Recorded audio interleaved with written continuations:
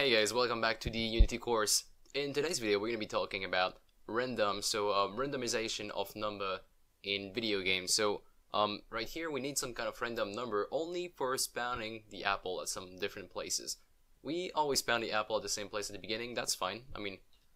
This position is fine with me. You can always have it there for the first apple, but then after that, we need to find a new position. We need to find a position that our apple is going to spawn, and it has to be somewhere that isn't on top of our snake.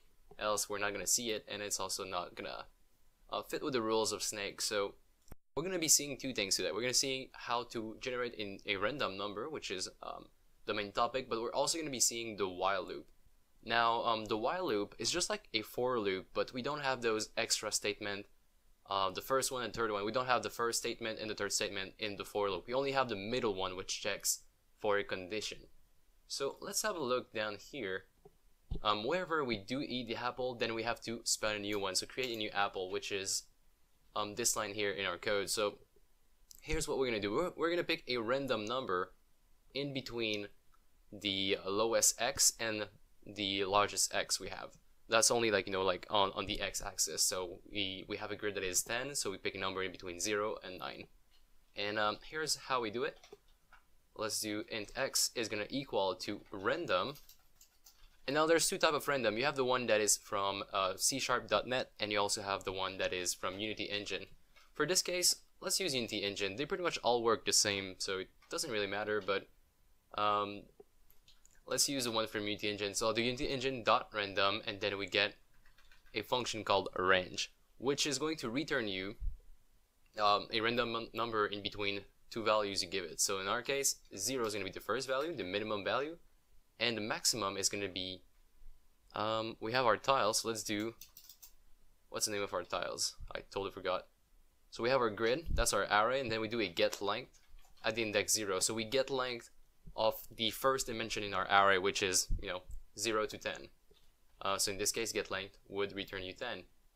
Now I'll do the same thing down here for the y, so int y is equal to, you do a random in between 0 and then get length, which is also, it's also going to be a number in between 0 and 10 because we have the same size for the grid in x and y, which we will modify eventually to make it more fun to play. Okay, so let's do a debug.log now and do x and y, or actually x plus y, x toString plus y, so we can actually have a look at the console down there. What kind of number did it return us? Now, of course, you don't have to do this. I just want to have, some kind of feedback right away from doing that. So as you can tell down here in the console, we've got 1 and 0. So it gave us 1 in x and then 0 in y. That was the first time. Now, on the second time I tried this, it gave me 3 in x and 8 in y. So as you can tell, the number does change. And if we were to play it again, it would probably be a different number set. So 9 and 0 in this case. And I just realized that I forgot to turn off my stream overlay. Sorry about that. Won't happen again.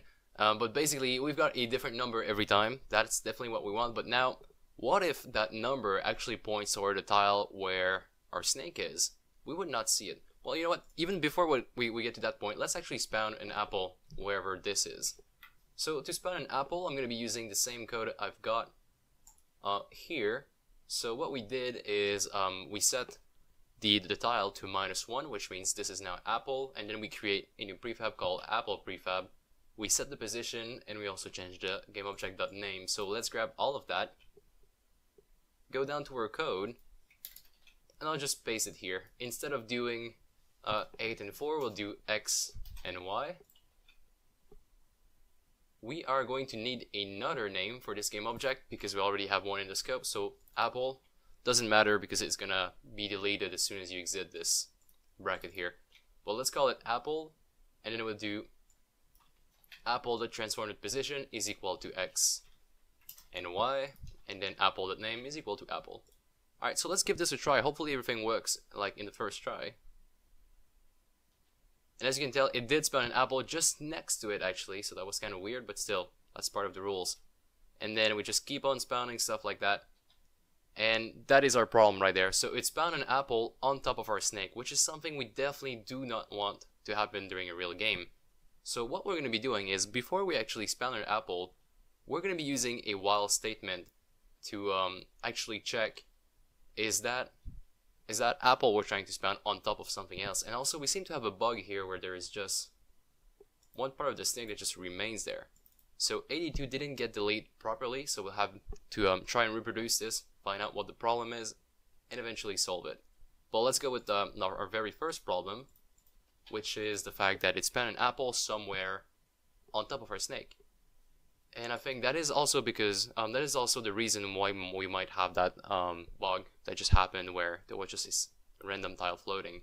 That's because he didn't get deleted, and he didn't really get deleted. That is because his value inside of it was not above 0, so it never did a minus minus on it. So that's just a thought I had. But to make sure that this does not happen, what we are going to be doing is wrap all of these things, just wrap all of these inside of a while loop. Now check this out. What we're going to be doing here is we're going to create a while loop. So like I've mentioned earlier, a while loop is just like a for loop, but we don't get the first part where we instantiate or initialize some kind of field. We only get the second part where we test a condition. We don't get the third one where we do increment, like any kind of action. We only get like the middle part where we are just going to keep repeating this on and on and on until that condition is no longer met. So here's how I'll go about it. I'll create a boolean here, just a temporary boolean, and I'll call it apple created. It's going to be equal to false by default. And then as long as apple has not been created, we are going to run this code right here. So check this out. This is how I split the whole code. All we wrote a second ago is now inside of a for loop. So it's going to keep being repeated on and on and on and on until it actually creates an apple somewhere. Well, actually right now it's just going to work once, right? If we were to just say apple created is equal to true, then this is only going to work once. But what I'm going to do is add a condition right here on top of that code and do an if statement. So this is what is going to change pretty much everything. I am going to do an if statement and wrap everything in here, and we're going to do, well, is there something in grid? If grid at the index x and y is equal to 0, that means we are free to actually spawn an apple there. But you know, if that grid x and y is actually bigger than 0, that means there is a part of the snake there. There is a part of the snake body, basically. So we can't spawn anything there. There's already something. But if it's equal to 0, everything is fine. We are going to go ahead and just say apple created is equal to true, which is going to make us exit this while loop whenever we try to rerun it again. So let's have a look now. And I understand that this technique might actually be quite painful, because at the end, it's going to be really hard to find that empty spot. So I realize that there's flaws in that way to go, but this is what we're going to be dealing with right now as we are learning how to code. So as you can tell, it doesn't seem to ever spawn, if I don't mess up, doesn't seem to ever spawn an apple on top of the snake body, which is also going to fix the last bug where we're seeing some random part of the snake body just stay there. And I think we are pretty much good to go at this point. We just managed to implement our random, so right now we have a apple spawning at random places, and we also have our while loop. So you have another understanding on how another kind of loop works. Now in the next few episodes, we're going to be working with a little bit of UI, just displaying the score of the player, and also maybe have like some kind of menu scene, some really quick stuff, really quick menu scene we can have, so you know, you don't start the game right off the bat with the snake moving. So you have actually some kind of introduction of some kind. So again, thanks so much for watching. I will see you guys in the next one, and also make sure to check out the Facebook page, the Patreon page, all those pages, subscribe to the channel of course, and I will see you next time. Cheers.